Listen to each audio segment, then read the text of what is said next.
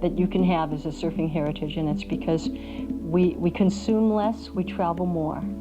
We are the gypsies of the earth, and people love our lifestyle.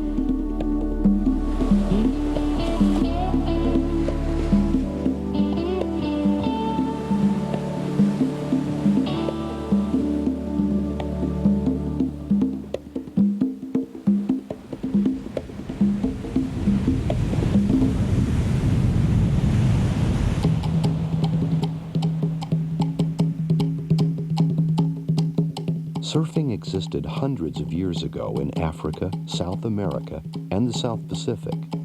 But it was in the Hawaiian Islands that surf riding developed into an art form of cultural importance.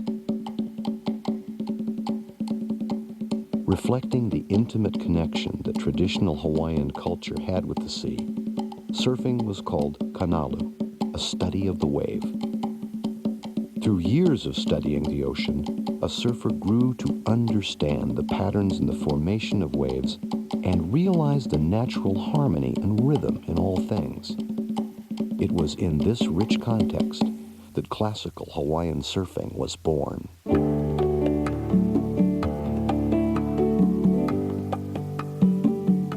Style initially was these stately poses on these heavy wooden missiles hurtling towards the beach, and just these elegant, upright expressions of joy and poise, somewhat accentuated by standing straight and proud and being in control.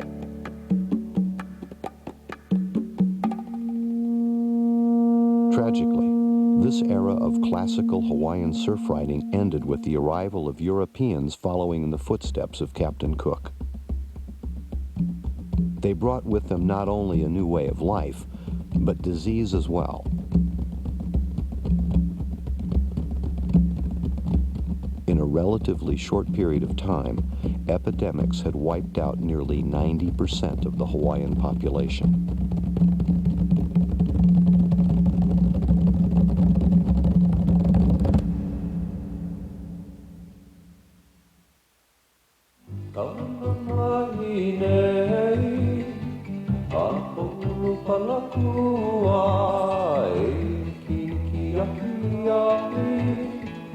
By the late 1800s, the ancient sport of riding waves was almost extinct, practiced by only a handful of beach boys at Waikiki. But surfing would not die, and appropriately, it would be in Hawaiian, the legendary Duke Kahanamoku, who would lead the rebirth of this ancient art of riding waves. There was never a greater man than Duke Kahanamoku. What more could you have in one human being, and no one will ever touch him again, ever?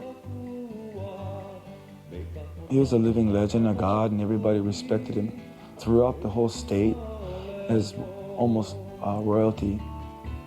The son of a Honolulu police captain, Duke was a world-class swimmer, winning medals in 4 Olympics.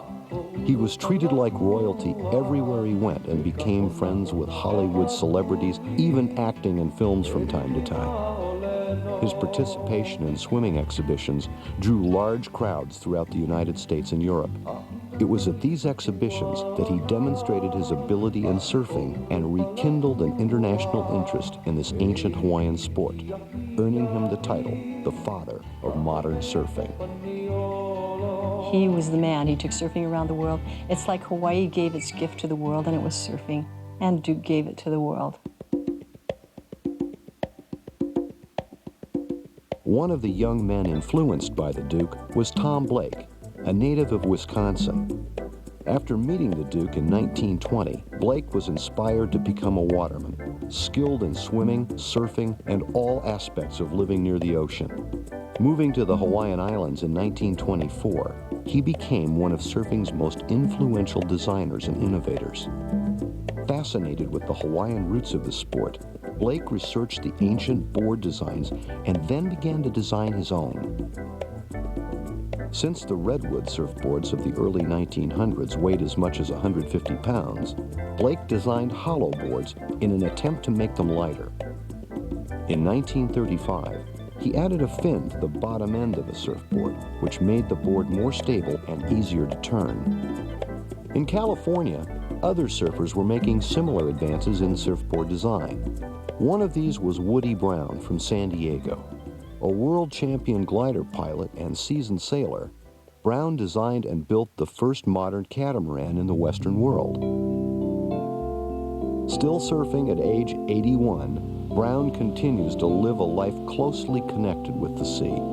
His experience as a glider pilot in the 1930s helped him see the similarities between an airplane wing and the rail of a surfboard.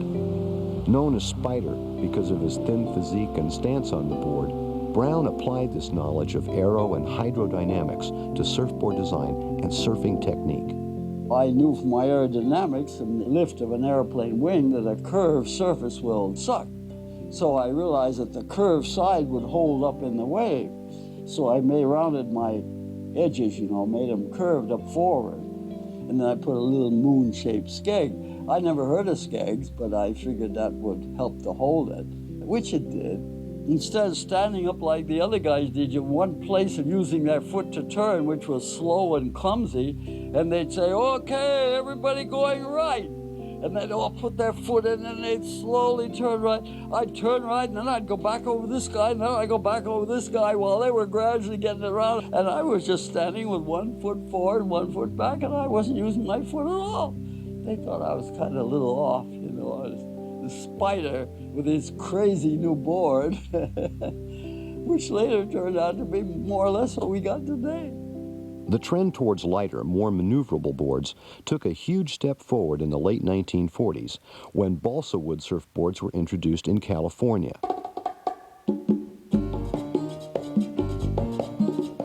Balsa wood, however, was too weak by itself and was initially combined with redwood. To make them even lighter, a surfer from Pasadena, California, began making boards entirely of balsa wood, then covering them with a new material called fiberglass. Known for being a loner, Bob Simmons had studied aero and hydrodynamics at Caltech. He was considered by many to be an eccentric, mad scientist, but his ideas would forever change surfboard design. Injured in a bicycle accident, Simmons had a weak arm which made it difficult for him to paddle.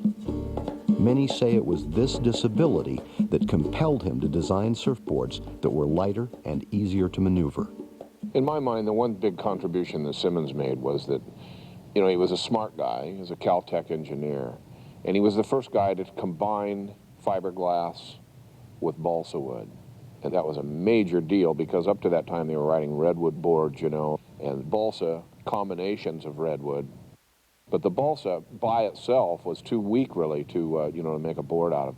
So when Simmons came along, he combined fiberglass with balsa wood, and then all hell broke loose because boards dropped from 80 and 100 pounds down to, 35, 40 pounds. And that's when things just went berserk because now you had a board that a guy in a short period of time could be making major improvements on instead of a goddamn board that when you drug it to the beach, you got a double hernia.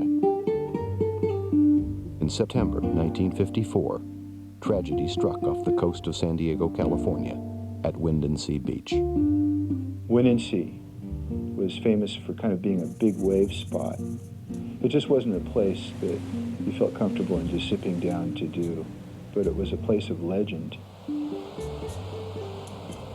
It was on a Sunday, and he had come down to surf Windansea with a friend, Bev Morgan, from Los Angeles, because he knew that the waves were going to be huge. It was just a beautiful day, and it hadn't started getting big yet. But as the day went, the waves kept building. And I always remember someone saying, "Look, Simmons is body surfing," and actually turning around and seeing no one there. But we didn't think anything of it. And the board came in, and then, it just got dark. Everybody at that point knew that, it was all over.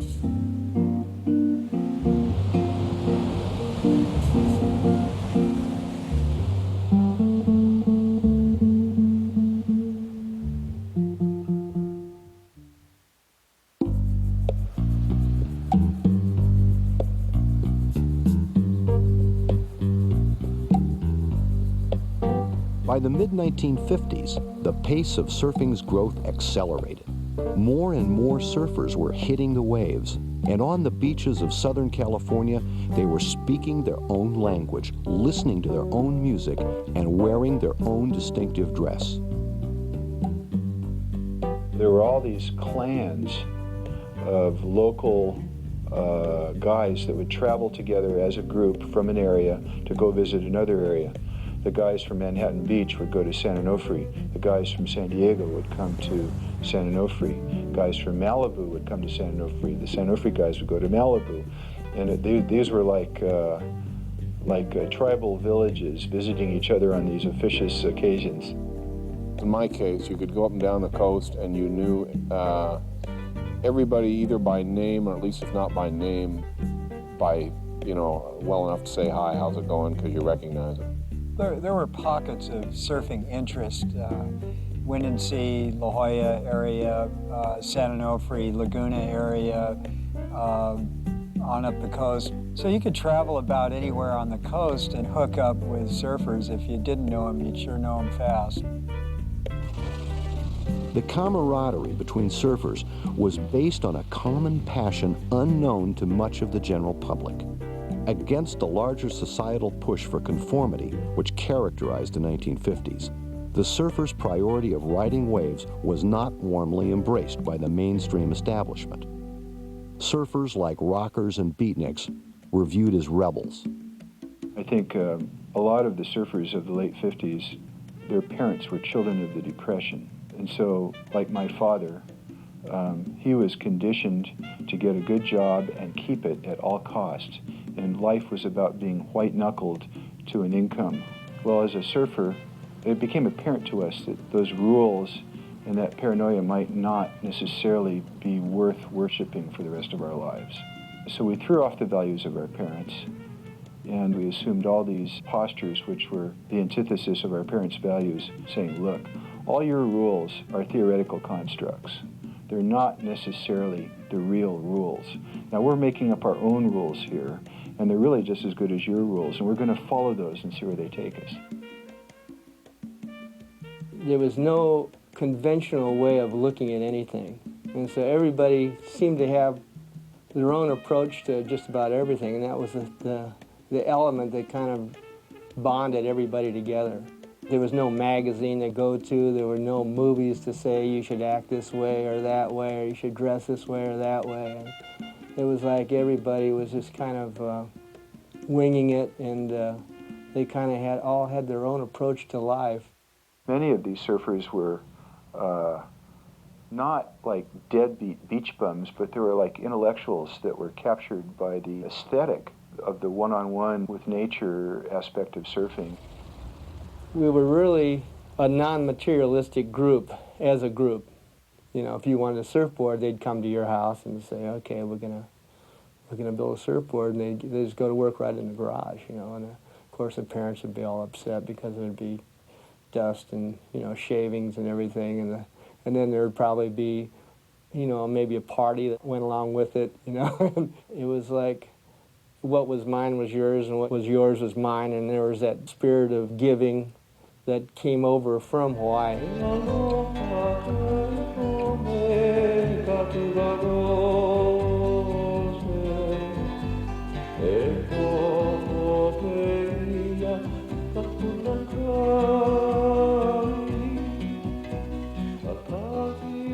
Hawaiians can be the most big-hearted people in the world. They have so much to give that, that's what happened. The missionaries came over there, they gave it all away.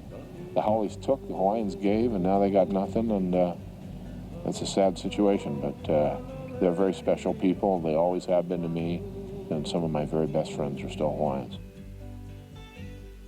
It's the people in Hawaii that make it real special, and it's the aloha that they have, and the aloha that they probably taught a lot of other people.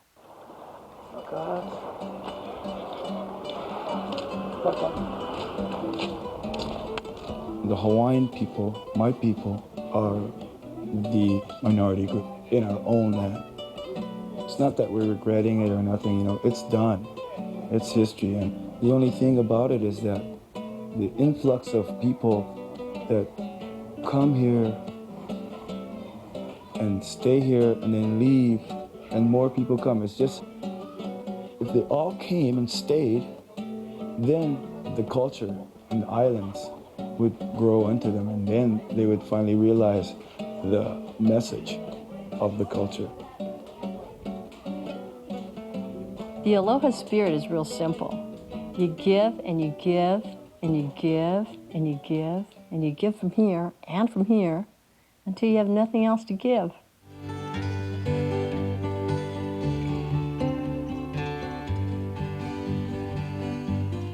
Surfing in Waikiki when I grew up used to be nice and free. Hardly anybody out in the surf. You can count the heads out there. It's not like the modern day surfing where you see about 1 million guys out in the surf. Everybody's trying to dog eat dog. But there, the surf is just all for you, just waiting for you every wave. In the Hawaiian style back there, we used to have a lot of respect for each other. You get so much fun watching the other guy, and same time we try to outdo each other. I go in with a wave that maybe say like a perfect, maybe a 10. Another guy come out and he do better than I.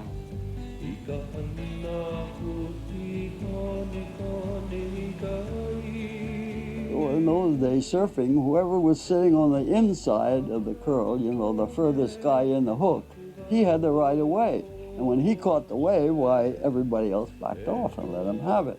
Or if we were all sitting together, we'd say, okay, you take this one, I'll get the next one. You know what I mean? It was a real friendly, aloha sort of thing. Our relationship with one another, it's more like a buddy system. We get out like with the big waves when we were kids. We watch after one another. And anybody's in trouble, find about 2, 3 guys, get in, one guy pick him up, tandem in, get his board and come back out. And that's how we used to surf in our style, our time. We used to sit out there and say, oh, I wish somebody else would come out. It was lonely out there in that blue water by yourself, you know. Then a surfer, you were just happy to see him. He was another brother pal, you know, that was enjoying it along with you. And your enjoyment of surfing, you know, grows with more guys surfing. See, now they lose sight of that today because it's too competitive and so many guys, see. But actually, basically, when the guy comes out and surfs with you, your enjoyment is doubled. Wave sharing. That's the olden style. During the early 1950s, a few California surfers began making the annual pilgrimage to ride the big winter surf of Hawaii. Living in tents and surviving on fish, rice, and the hospitality of the Hawaiians, these surfers would be some of the first to ride the huge waves at Makaha, Sunset, and the infamous Waimea. Waimea Bay lies on the north shore of Oahu. Most of the year, its waters are tranquil, a good place for swimming and diving. But a few times each winter, the serenity of the bay is shattered as huge swells explode on its deep water reefs. People really didn't know it was going to happen. There weren't that many people that had ridden those waves, and you really thought you were going to die back then. Now you can look back and say, well, you know, thousands of people have ridden this particular wave, and they usually don't die. But back then, you know, you didn't really know.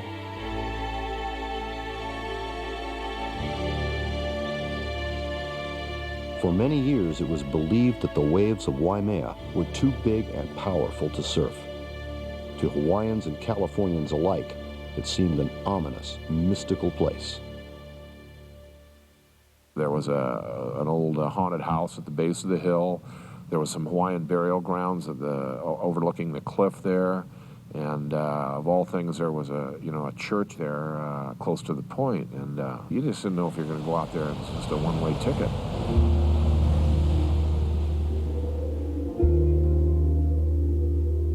The first surfers to experience the power of Waimea Bay were Woody Brown and Dickie Cross.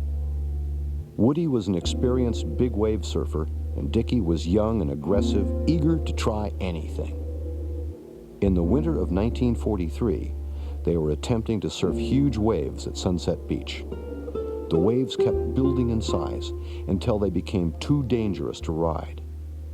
Trapped outside the surf, Woody and Dickie were unable to come into shore. In desperation, they paddled 5 miles down the coast to Waimea Bay, hoping to find a safe channel to shore. I'm watching the first one coming, and it's getting bigger and it's getting steeper as it comes in, and finally it's getting a little white along the top, you know. Oh, when it got about, maybe 50 or 100 feet from me, I realized, buddy, you ain't gonna make it. I can't express the feeling because those waves could live through them, so I think I'm dead, you know. Anyway, I paddled until I could see it getting ready to break, so I just shoved the board and headed for bottom. And I'm going down the blue water until my ears, I can hardly stand it. But luckily, they broke in the same place every time, so I was out. So after the set went by, then I started looking for Dickie, because he'd been right inside of me, you know. And I hollered and I waved and I looked and I couldn't see him anywhere. No sign of boards or Dickie or anything. So that's the story of Dickie Cross. They never found anything, never found his body at all.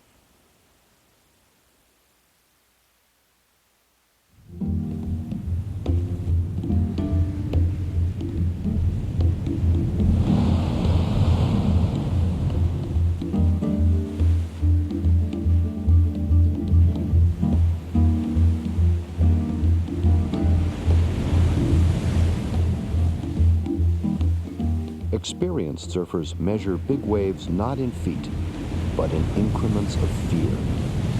And after the death of Dickie Cross, it seemed that Waimea Bay would remain unridden forever. But surfers continued to contemplate these waves, seduced by their beauty and power. On November 5th, 1957, a handful of surfers paddled out at Waimea and into surfing history. Greg Knoll, Mickey Munoz, and a few others became the first persons to surf the waves of Waimea Bay and survive. Mickey was there with me that first day, and Mike Stang and Bing Copeland and a number of other guys. Pat Kern was there. And we won't get into who rode the first wave or who did this or whatever, but our butts were puckering a little bit when we walked down the beach with boards under our arms. And we went out and caught a few waves, and I looked over and across the way there. It was kind of interesting. There must have been 100 people from Haleiwa had got the word that the Crazy Howleys were committing suicide at Waimea Bay, and the cliff on the opposite side was lined with local people, you know, sitting in their cars waiting for somebody to drown.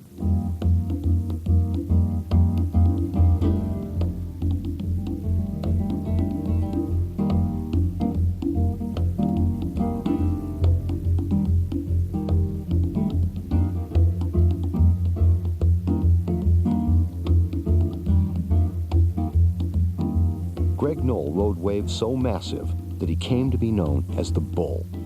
His black and white striped trunks became a trademark. And in 1969 at Makaha Beach, he rode the largest wave that had ever been surfed.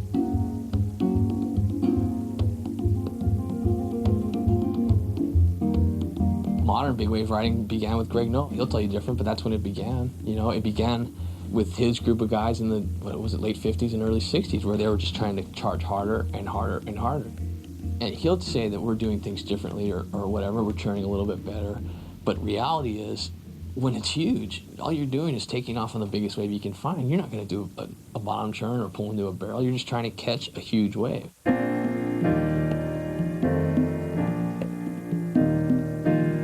The problem with riding really, really big waves is there's a lot of water moving up. So here's the wave and it breaks like that, and all this water's going like this. And for me to get down it, you know, I use gravity and I use my own muscle power. But my own muscle power and gravity on a 30-foot wave doesn't really equate to getting down this massive wall of water that's moving up. And that's the hardest thing about riding a really, really big wave, catching it.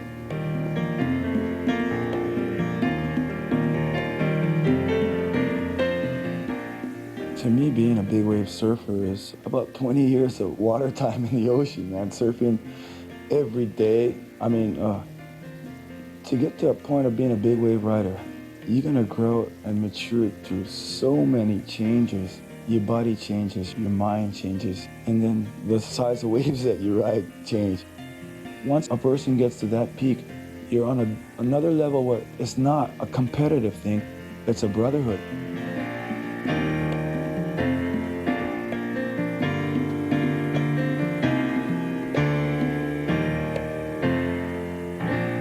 The elite of big wave riders surf waves as large as 4-story buildings. During the early years of big wave riding, surfers concentrated on survival. This conservative approach was radically challenged by a surfer named Butch Van Aertstalen at a place known as the Banzai Pipeline. Located near Waimea Bay in Hawaii, the pipeline has some of the most beautiful and dangerous waves in the surfing world. Winter storm swells rising out of deep water suddenly encounter a shallow, jagged reef. This collision of natural forces creates a wave that is extremely powerful, steep, and hollow like a pipe.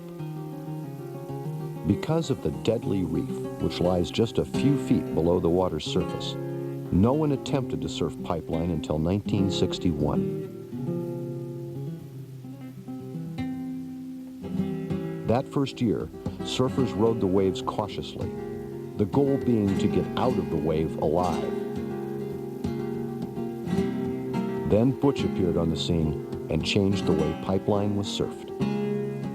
From La Jolla, California, Butch was an athlete known for his hot temper, gentle heart, and aggressive surfing. Fully aware of the dangers of the pipeline, Butch would drop down the steep face of the breaking wave, deliberately stall, and maneuver his board into the curl, surfing closer to the power of the wave than anyone before him.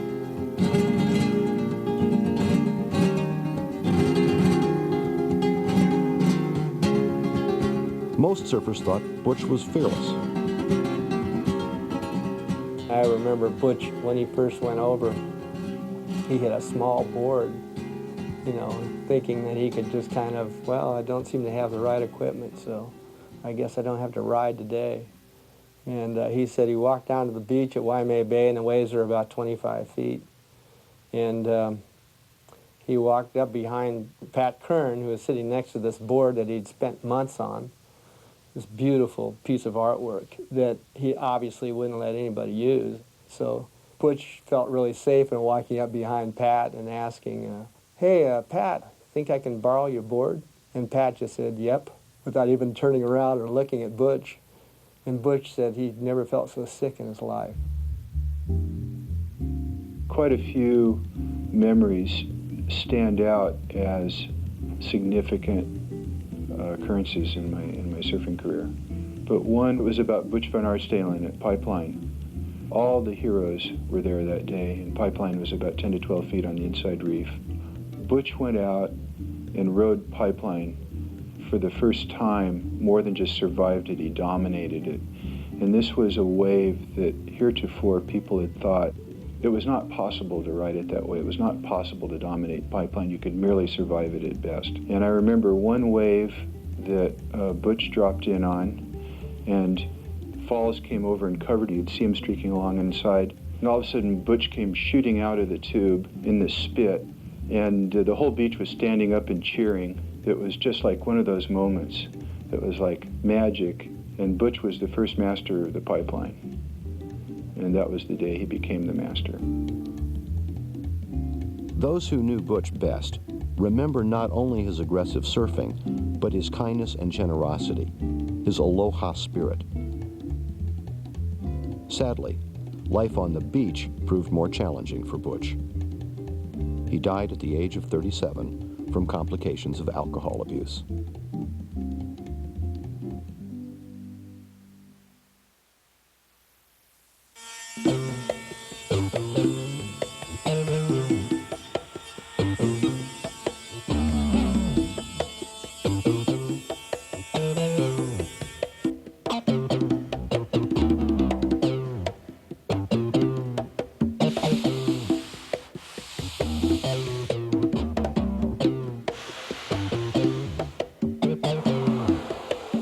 As surfing continued to evolve, so did the surfer's instrument, the surfboard. In garages and backyards throughout California, Hawaii, and Australia, shapers created new designs with ever more advanced technology and materials. In the late 1950s, balsa wood was replaced by polyurethane foam, which remains in use to this day. A lot of people still don't realize that surfboards are pretty much hand-built from start to finish, and everyone's unique. When I start to work on a surfboard, I sort of have a rough concept of what the board's intended to do. But as I get farther along in the shaping process and the board starts to take shape, there's a lot of visualization of how the board's going to perform and fit into the wave and react to the rider.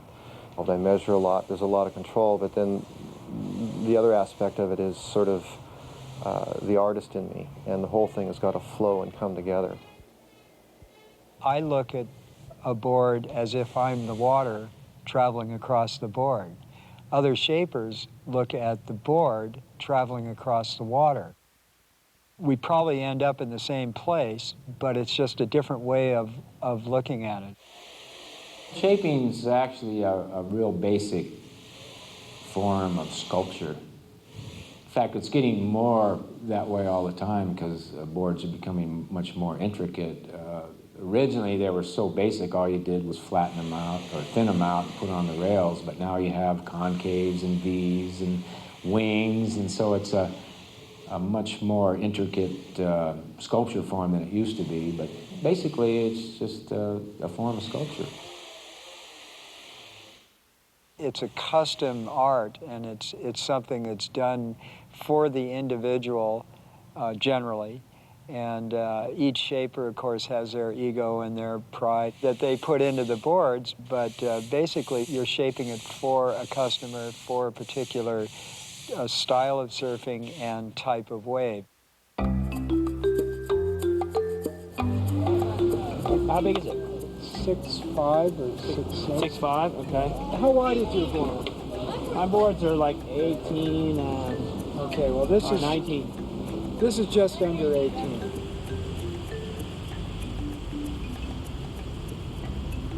Let's start with a big and then scale down. That way I can feel it a little bit better. Okay.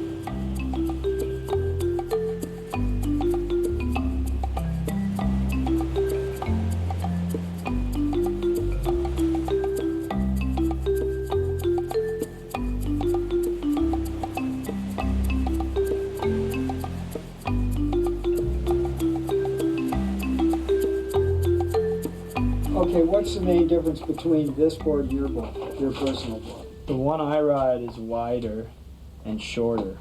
It's a little shorter. And has smaller fins and it's a swallowtail. This board did nice cutbacks, but I tend to shy away from the pintails because I find that when there's a corner at the end, I can feel the end of the tail. And if I can feel the end of the tail, then I know how far I can go. Whereas these, I can't feel the end of the tail because the curve keeps going, the rail keeps continuing to the point there. So for vertical or not, you don't think they're as good? I don't like them. There has always been a direct and intimate relationship between surfboard design and a surfer's style. One of the best expressions of this relationship was in the late 1950s, when lighter, more maneuverable boards allowed surfers more freedom in riding waves. Surfing became a very individual expression of one's personality and relationship with the ocean.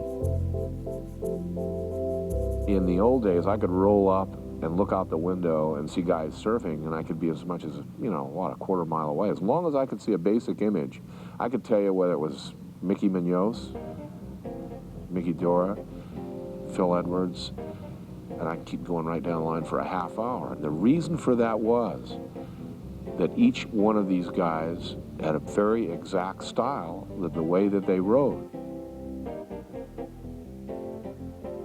Just all the fabulous characters that evolved out of that period lent a great sense of color and distinctiveness to the sport. And these were characters that were each unique from each other.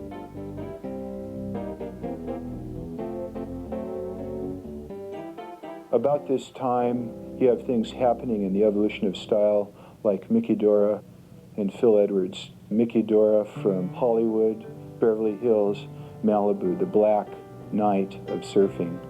And Phil Edwards from Oceanside, California. Dora's dark and swarthy and very Hollywood, and Phil is blonde and light and fair in the white night.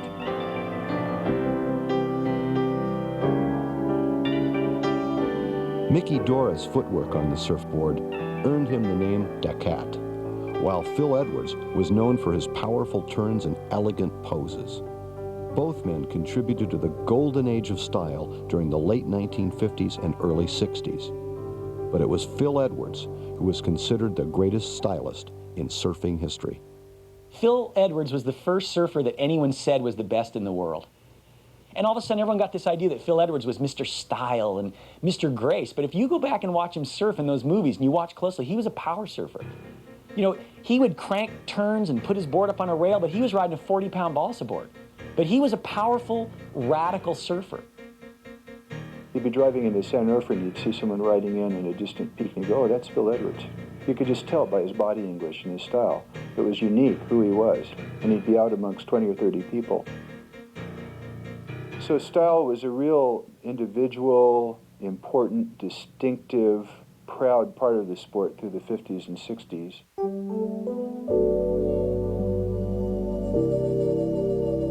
The era of post-war surfing didn't really last very long. I mean, that beautiful, what people look back nostalgically, that wonderful time, that, you know, the golden years of surfing, you know, where you knew every surfer within 100 miles, and where, you know, each day you learned something new, and where it was a totally personal thing. In those days, there was no competition for waves. Can you imagine how your imagination could run free if every wave you wanted was yours, if the whole relationship with the sport was you and the wave? And that era, that's what they experienced on the coast. I mean, new spots, new surfboards, you know, and tinged with that little sort of, you know, that rebel lifestyle. And, you know, it must have been a glorious time.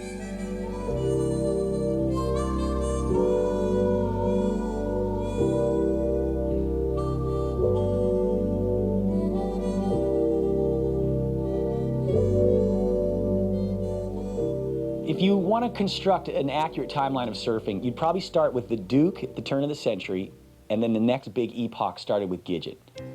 A young girl from the valley wanted to learn how to surf, thought, hey, why can't I surf?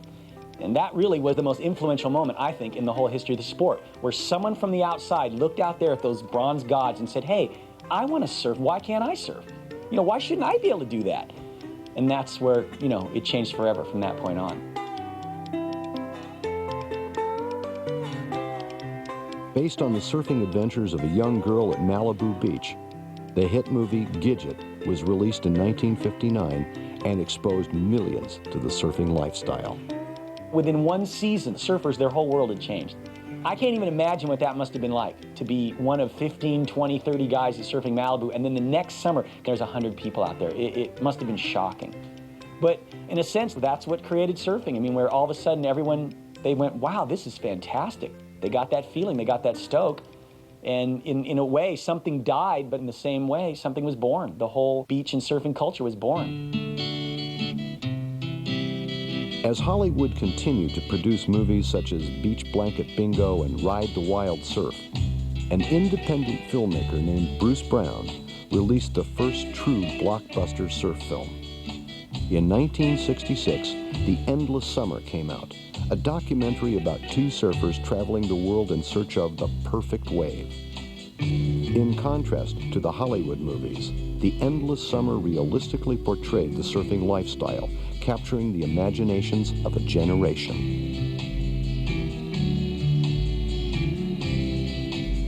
While surf movies were enjoying popularity, the music of surfing subculture began to reverberate up and down Southern California's coast. Young people packed ballrooms and armories listening to groups such as the Shantays, the Surfaris, and the original creator of surf music, Dick Dale and the Deltones. Expressing his experience of surfing, Dick Dale played a new guitar sound that was intense, rhythmic, and driving, earning him the title King of the Surf Guitar. Well, the true surfer, the real surfer, was not a person of insecurities. He wasn't a person who spoke about other people. He wasn't a person who was jealous. He wasn't a person who had greed. He was part of earth. He was like the monk who goes to the mountaintop. The true surfer only lived for one thing, to make his pact with water. And don't mess with water, because it'll snuff you in a second. And I felt it with my guitar, so when I would do my big slides, I go, that kind of a slide. That was the big bottom wave sucking you up over. And when I'd go through the tube, I could put my finger inside and here go, tss, and I could hear the tick-a-tick over the top of my head, and I would get up.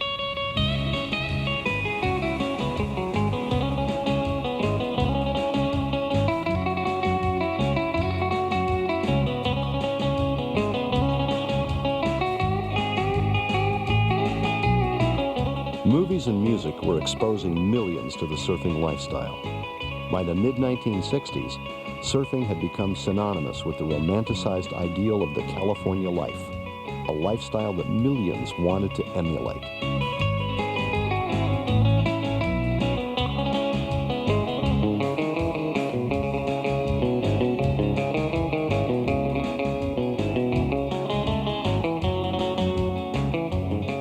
Surfing was no longer a beach thing. You started getting parents and wannabes and people that didn't even know what surfing was, had never seen a surfboard, wanting to identify with the lifestyle.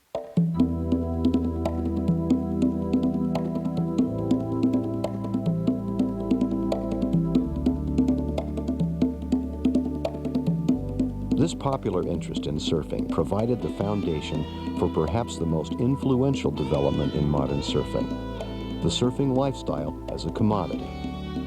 While surfing evolved with new surfboards and new styles, businesses interested in profit began to develop alongside the surfing scene.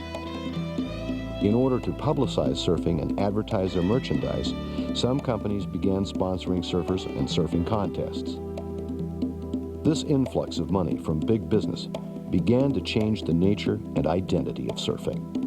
In the early days of surfboard manufacturing and the sport through the 50s into the early 60s, the surfers that were dictating style were ones that were creating the actual boards, and the surfers that were riding those boards were the ones that other surfers emulated. So that was setting the style. With the advent of competitions and the growth in competitions, all of a sudden those surfers who were really good became the top competitors as well. And as they became the top competitors, those surfers began to set and dictate the course of style. And then as that progressed towards the late 60s, prize money began to enter into the picture. And with that, the nature of competition changed. Instead of just the glory and the honor of winning, it was like all of a sudden you could get a paycheck out of this deal. Today, there's some tremendous money being earned by these young guys. I mean, not relative to, you know, baseball or football or, you know, but these kids are earning $100 grand a year going surfing, you know. I mean, we could only dream of that.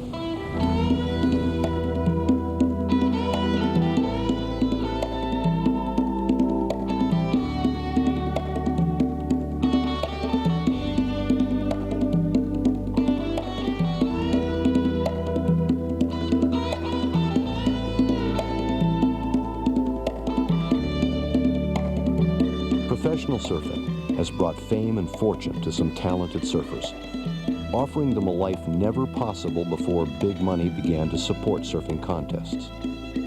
One of these top young competitors was Brad Gerlach, who was ranked number 2 in the 1991 World Surfing Tour. Considered a leading contender for the 1992 world title, Brad stunned the surfing world by dropping out of professional competition. The main thing with surfing contests was, you know, it's like being a musician and only playing rock and roll for 30 years or something like that. I mean, you want to start moving into jazz or, you know, alternative. You want to keep moving forward so that you have this freshness in everything you do. And so for me, in order to have freshness in my act, I needed to sort of secede from the tour and sort of carry on in my own path.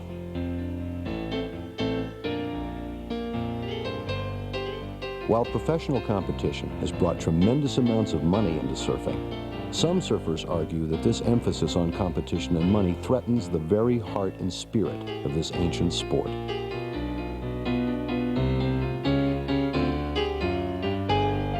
Surfing is totally an art and totally subjective.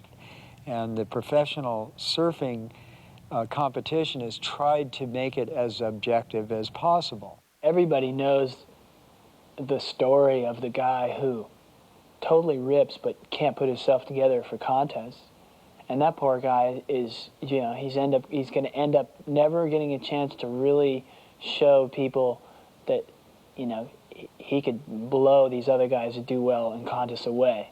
But the standard under which we're measured is the results on the sports pages. I mean, you know, the man who holds up the trophy ultimately will be remembered. The person who doesn't won't. When you have a set of rules that you got to play by and you have surfers trying to conform to that to please judges, what you end up with is some great surfers, no doubt about it, but you have kind of a style that ends up being a bit on the clone-ish side in order to please judges, in order to score points, you know. It's like if you said, all right, you can only paint with oils. That's it, no sculptures, no watercolors. I'm sorry, sure, it's beautiful what you did there, but we're not scoring that stuff, man. It's good for the sport that the best guys in the world get together and try to kick each other's butt. It only forces it to go faster, better, quicker, higher, however you want to look at it. There's probably at least a couple of million avid surfers in the world. How many of those people enter surf contests? Maybe 1,000 or 2,000 total. So obviously it's a very small percentage of the universe of surfers in the world that actually enter surf contests. But if you look at surf publications, 95% of the photos that are published in them are of surfers that ride in surf contests. So how does that relate to the reality of the everyday experience? I don't think it does.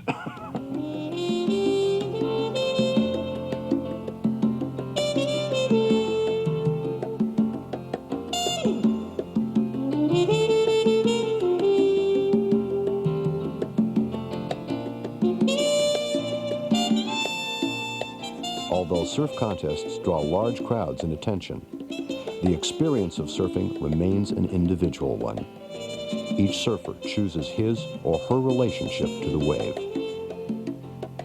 Surfing is a dance form on a liquid stage, and the stage is always changing, always involved, and learning to surf is learning to articulate the board and learning wave knowledge, which allows you to coincide with the ocean, and then it becomes a dance form, an accomplished dance form. I've always had an affinity with surfing and music or rock and roll, you know, because the surfboard is the instrument and the wave is the canvas or what you play it on. And it's the same thing. A musician sits down and he plays a riff, you know, and everyone's different. It'll never be the same. It's impossible. Same thing with surfing. No two waves are ever the same, and you will never ride any wave the same way.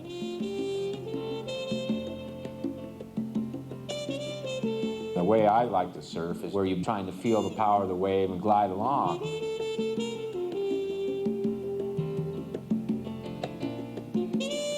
Kind of like a pelican soaring along a wave. He doesn't actually touch the wave, but he uses the updraft and the wind on the wave to glide along.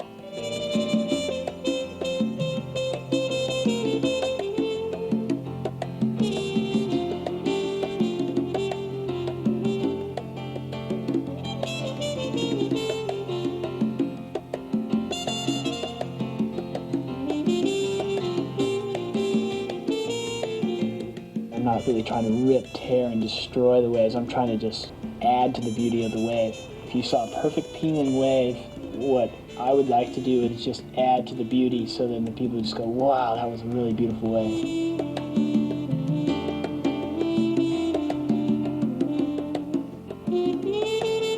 Despite the crowded waters and debates about professional surfing, this ancient Hawaiian sport has brought to the modern world a unique outlook and spirit, which still reflects a strong connection with the ocean.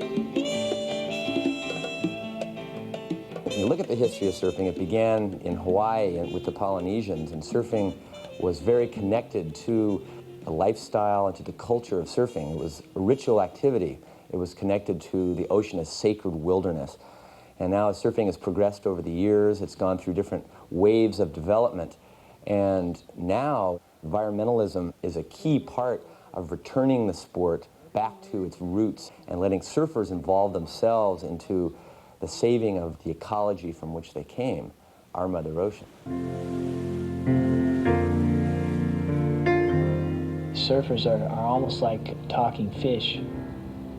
You know, the fish can't really come out and go, what are you guys doing, dumping all this stuff in the ocean? But the surfers are like, we live in that stuff, and anytime a plastic bag comes floating down or whatever, it just reminds you of where you're at. Every single time you see any sort of trash in the water, it just reminds you, oh yeah, I'm only 100 yards from shore.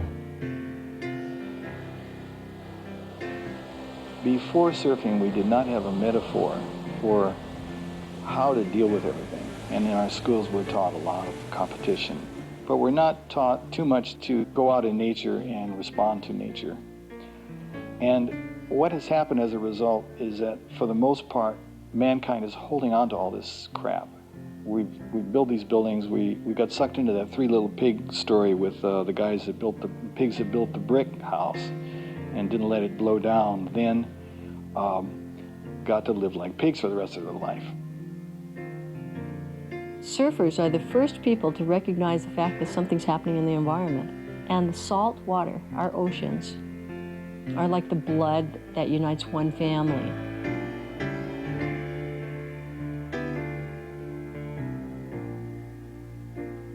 The ocean is our life source here for people like myself and people throughout Hawaii. And when that life source ceases, I think so will we. People that don't surf, they have trouble understanding what surfing's all about. And over the years, I've had the question asked, 100 times. What's the deal? What's this thing? Why do people get so committed to surfing? I think the difference between surfing and other sports is that it's a lifestyle. It becomes part of your life, I think you go to the grave with that commitment. I'm out sitting out there alone, and I'm watching the waves, and I'm looking around the water, and I'm going, you know what? This is where it's at. This is what I need, this yoga of sitting and meditating and waiting for the wave. Then I realized that surfing for me was the process of surfing, not the wave riding itself. That was only the icing on the cake. The real meat of surfing is living life. Surfing is a gift from an ancient culture that loved the sea. While surfing has experienced many transformations, its essence remains unchanged, an intimate relationship with nature. Ultimately, surfing is not only about riding waves, it's about seeking a connection with life. Once a surfer, you're never alone. Each time you return to the sea, you're with friends. The Duke and the Waikiki Beach Boys, Tom Blake, Bob Simmons, and countless others are with you, carefully watching the horizon for the first sign of an approaching set of waves. And as long as storms blow across the open sea, the waves will come. To order a DVD or VHS of Liquid Stage, visit us online at liquidstagedvd.com or call KPBS at 1-866-694-5727.